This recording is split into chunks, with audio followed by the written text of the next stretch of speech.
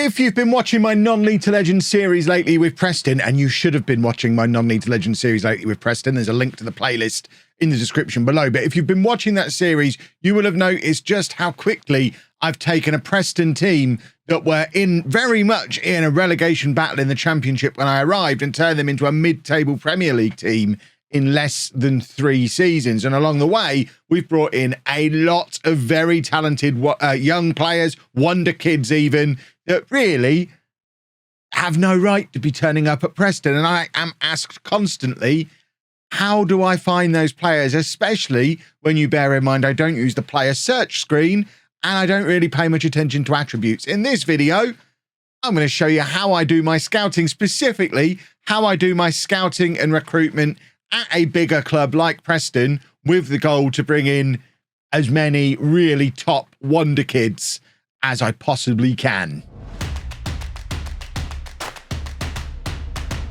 Hello folks, and welcome to a video having a look at how I do my scouting and recruitment in Football Manager 2023, with a particular focus on bringing in young players, preferably Wonderkids, but at the very least, good, talented young players. If that's the kind of thing you're interested in, make sure you leave a like on the video. Let me know you want to see more videos just like this one. And if you are new, subscribe to the channel, turn your notifications on, and check out that playlist, and you can see more from this series. But to give you an idea of what I mean about what kind of players I've been able to bring in, a brief history of my time at Preston, and then we'll have a look at how we've achieved this. But I joined Preston 2 years, 162 days ago. When I joined Preston, we were down in, we'd finished 21st. In fact, no, that was the season I joined. We finished in 21st place. I joined Preston when they were in the relegation zone midway through that season. We just about managed to survive relegation. The next season, finished second in the Championship and got promoted. And this season just gone, it has just finished this week. We've finished mid-table in the Premier League relatively comfortably and made it to the FA Cup final as well. This is a very good team full of very good young players. If you have a look at the age of the first team, you can see that more than half the first team squad is under 23 years of age. If we sort it by potential, you can see we've got a good 8 or 9 players that are considered as having 5-star potential. We've got Wonderkids. Wonderkid example there. I'm not sure which other ones are considered Wonderkids. It's usually the ones with the higher current ability. There you go. He's a Wonderkid as well. Is he a Wonderkid? He's not a Wonderkid. We've got a few. We've got a few Wonderkids in here, but for a team like Preston, I guess he probably is. Right, there you go. He's a Wonderkid. So that's 3. Is he? 4. Yeah, so we've got 4 Wonderkids in a team like Preston that 2 years ago was on the verge of getting relegated to League One. And we've done it without spending an extraordinary amount of money. If we go back to the year I arrived, net transfer profit that season, I did the transfers from there down, I think. In fact, no. There you go. The first one I did was Danny Hudson. We'll get back to him in a minute because he's a good example. But we did quite a lot of transfers. A lot of them were young and up-and-coming players. I'll show you how I found each of them in a moment. But we ran a net transfer profit that season. The following year, this is our promotion season from the Championship, a net spend of, what, £3.5 million? But again, a big focus on bringing in young and up-and-coming players and selling some of the older, more established players that we had around the squad that we just didn't need anymore. And then when we've hit the Premier League, again, we've not gone absolutely nuts. Bearing in mind this is a season in the Premier League that led to us finishing mid-table, that's a net spend of, what, £20 million? We've not run up an enormous transfer debt. I think that's a completely manageable transfer debt. It's half of the overall balance of the club. We could pay it off just like that. We're not way over our budgets. You can see we're slightly over the current budget, but it is going to drop down when the next wave of transfers gone through. We've done it in a sustainable, affordable way, but still ended up with 4 actual Wonderkids, a mid-table Premier League team, and a bunch more players with loads of potential. And this is how we did it. I mean, the quick version of how we did it is I kind of get out of the game's way and let the game do its thing. If I show you what we've got on our staff responsibilities for scouting, you can see all of that is delegated. And we don't have a sensational out of this world bunch of scouts.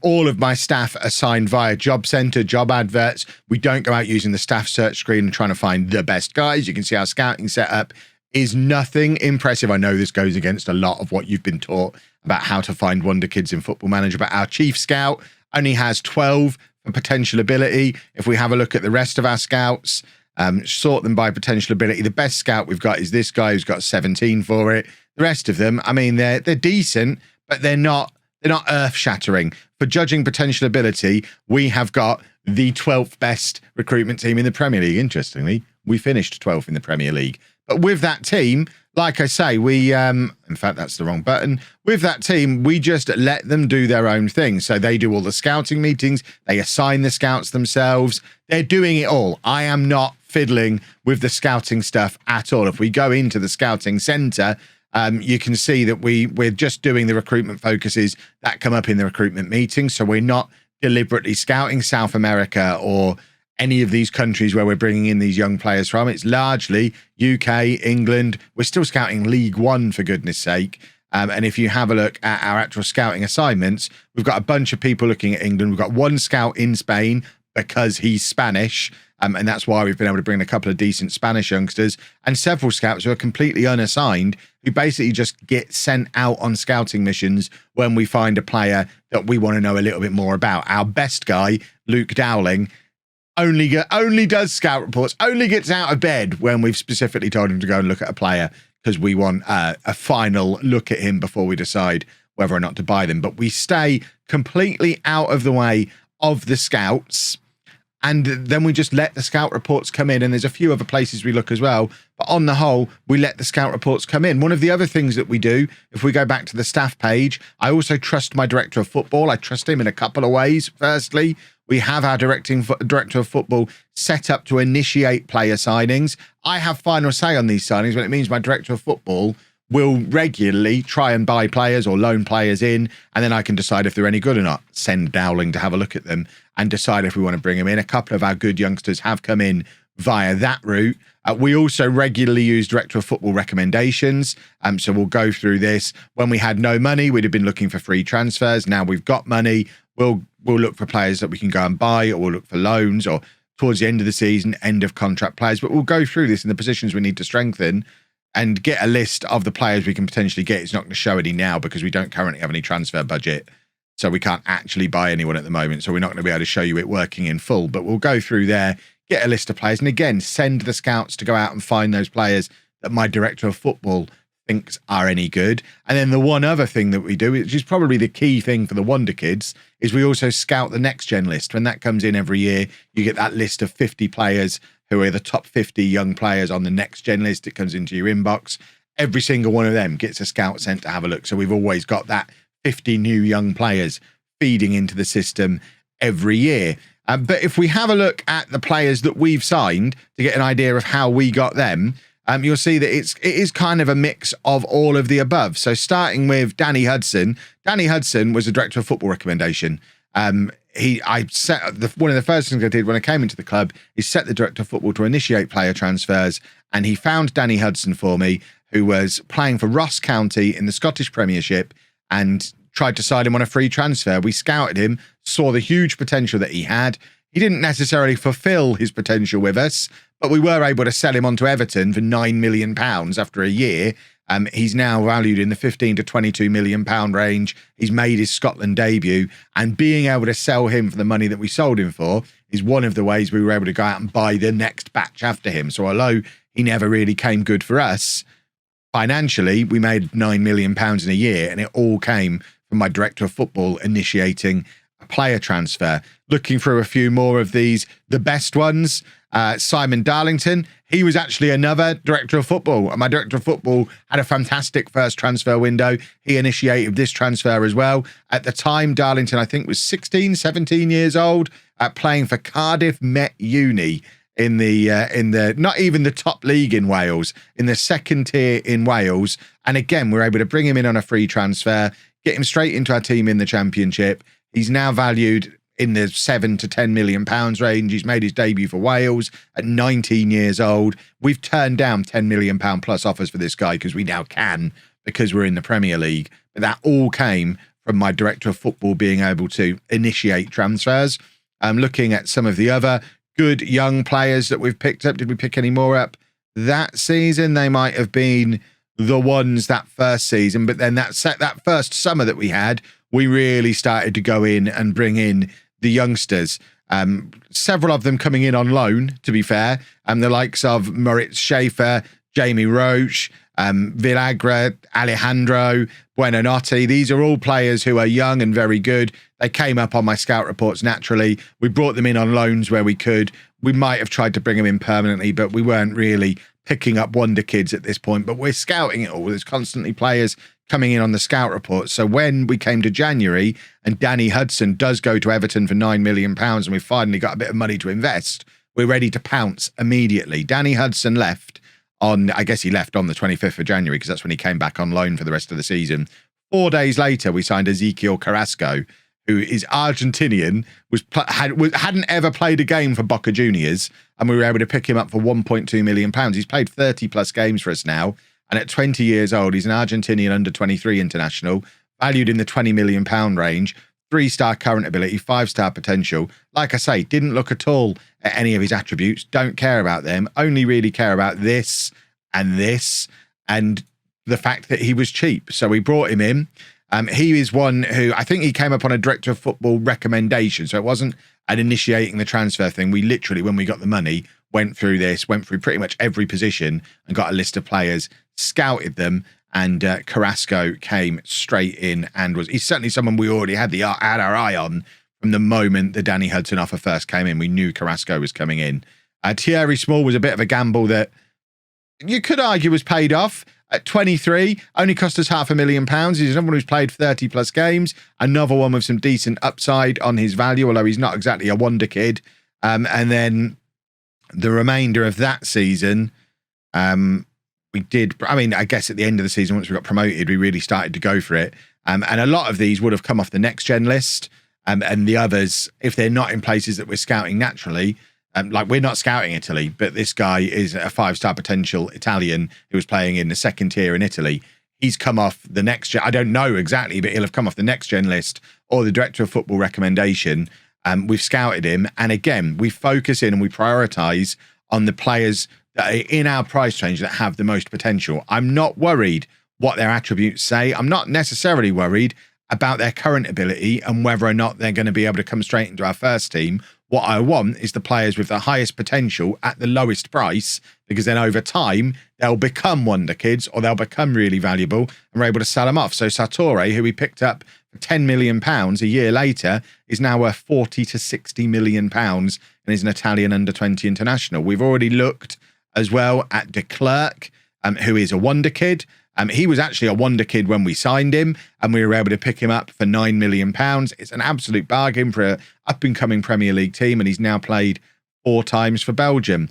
I wish it would stop jumping back to the most recent season.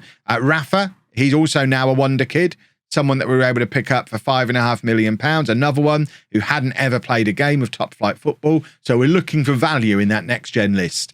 We're not getting the ones who are already at Borussia Dortmund or whoever. We're not looking for like the top level teams. We're not bringing in Jude Bellingham to Preston, but we're looking at the players who haven't yet had the chance to make the breakthrough to the top level, but are available for decent value and they've got that high potential. Rafa didn't have 3.5 stars of current ability when he arrived. He was probably a 2.5 star player. I remember at the start of the season being worried that he might not get game time for us, but we still dropped £5.5 million on him because he had that 5-star potential. And I trusted the scouts. I don't care what his attributes are. I trusted the scouts and it's paid off. And then it carried on throughout that summer. We got a couple of free transfers, a few more experienced players, but we were then able to bring up Zelmar Blanco, who is probably the best young goalkeeper in the world at this point, who I remember when we signed him, even the comment section were telling me what a terrible goalkeeping choice he was because some of his attributes weren't right. I distinctly remember a comment, you can't play him as a sweeper keeper in the Premier League with a first touch of 7. Well, we did. We did it for a year as an 18-year-old, and he's now worth £52 to £77 million. He's a 3.5 star current ability, 5-star potential, full Uruguayan international, and we signed him for £4 million. So some people would rule him out based on his attributes not being exactly where you want it to be. His first touch is low, his composure is low, his rushing out is low. Who cares? Look how good he is. We've got the best young goalkeeper in the world. He's an actual wonder kid. and he was cheap. And the story continues. Russ, another one that has value. I mean, he's a little bit cheaper, a little bit more expensive because he's English and you have to pay that English tax.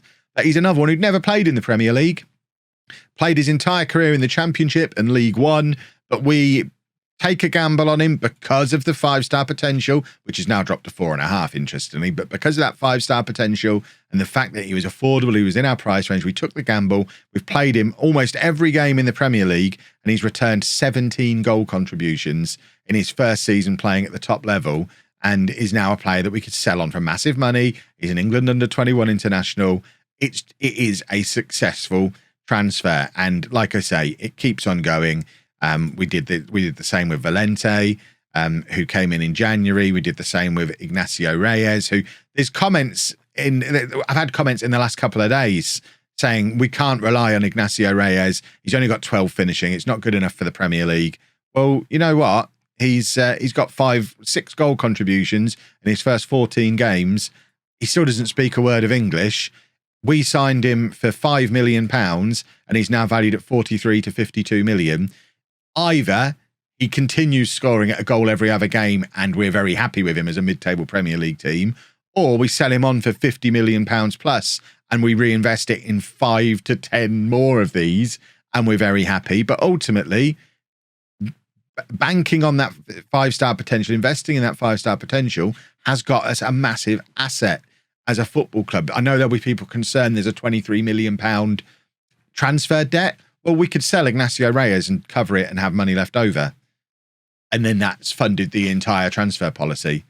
It just works. Oscar is the next, he's the most recent one in, who maybe he won't quite work out. His potential is a little lower, but he was another one who's come from the second tier in Spain, bargain at £6 million, and his value has gone up massively. He's a Spanish under-18 international, and we just keep doing it over and over and over again. We're looking for that value. We're looking for the combination of 5-star potential and relatively cheap, and we get them in and we play them, and that's the crucial thing. And that's how we've gone in 2.5 years from almost being relegated to League One to having 4 Wonderkids and a bunch more players who are right on the cusp of becoming Wonderkids. And that's before we've even done the transfer window that you'll see come out on the channel tomorrow, where you'll see us just continue this process. I haven't made it yet. As you can see, it's the 20th of May. I've not recorded that video yet, but I already know how it's going to go. We're going to bring in a bunch more young players. We're not going to go and waste money on 25-year-olds. We're going to bring in players who are 21 and under, who are reasonably priced, like below £10 million, with that 5-star potential. A lot of them would have never played a top flight game before, and we'll just take a gamble on them and hope they end up good. And more often than not, they do. So to summarize, don't worry about fiddling with your scouting. You just don't need to. You can find players from all over the world. Carrasco, perfect example. He's come from Argentina, from Boca Juniors youth team, and we've never scouted Argentina. You don't need to send your scouts to far-flung corners of the world to find great young players. Will you find every single brilliant youth player? No. But will you find enough to build a team and succeed? Yeah. So I just don't see the benefit of sending the scouts out and doing all the faffing about when there's other ways to get perfectly good players that can make your team improve. So let the game handle all of the scouting yourself. You don't need to fiddle with all of that unless you really, really want to, but I really, really don't want to. It looks like a lot of unnecessary fiddling that I don't need to be a part of. And then really lean on your staff and use them. Identify who your best guys are for judging Wonderkids and have them run the rule over every single incoming signing. Dowling, we talked Dowling. I don't even know the guy's name. You know the guy I mean, though. He rubber stamps every young player that comes into the club. He's got 17 judging potential. If he says they're 5-star potential, we believe him because he's probably right. At worst, they're going to be like 4.5. If they're 5-star potential and they're cheap, we bring them in. And it is as simple as that. And then lean on your director of football to get players to scout. Use the director of football suggested transfer targets. Have your director of football initiating transfers. Don't just blindly, I've pressed the wrong one again. Don't just blindly sign everyone they recommend. When they use the initial offer as your excuse to send your go-to guy, your main scout, send him out, make it his top priority before you sign off the transfer. Make sure you've got that scout report that confirms that you're getting value, that you're getting a 5-star potential player, and abuse that next gen list. It is a gift that you get in your inbox towards the end of every season, and that's 50 young players that you should be going out and scouting. And there'll always be a handful of bargains in there. Yes, you'll have the players who are already at Barcelona and Real Madrid and whoever else that they're just unattainable, you can't get, but you also will get the players who are still playing in their domestic league somewhere in a far-flung corner of the world, or you'll get the players who are still in youth teams. You'll get the players who are still playing at lower tiers. Even the ones who are on loan from Premier League teams at clubs lower down in the pyramid, they're players you can potentially loan in, and then they might be quite good. So you scout the full list, and you trust your scouts, and you trust your director of football, and focus on youth, and don't waste your money on the old men. And you too can build a team full of Wonderkids in almost no time. Obviously, this doesn't work quite so well if you're managing in League 2. Different strategies down there. I've actually done a video previously on how I do transfers down in non-league. This is very much the how I do transfers in the Championship, the Premier League. They're companion videos. If you want to know the non-league one, watch the non-league video. I'll link to it below. But if you have enjoyed this one, please make sure you leave a nice big thumbs up on there for me. Subscribe to the channel for daily Football Manager videos, including tomorrow, the transfer window that comes next. So you can see this in action in a full-length transfer special video where we'll bring in a number of Wonderkids on top of the ones we've already got. Thank you very much for watching.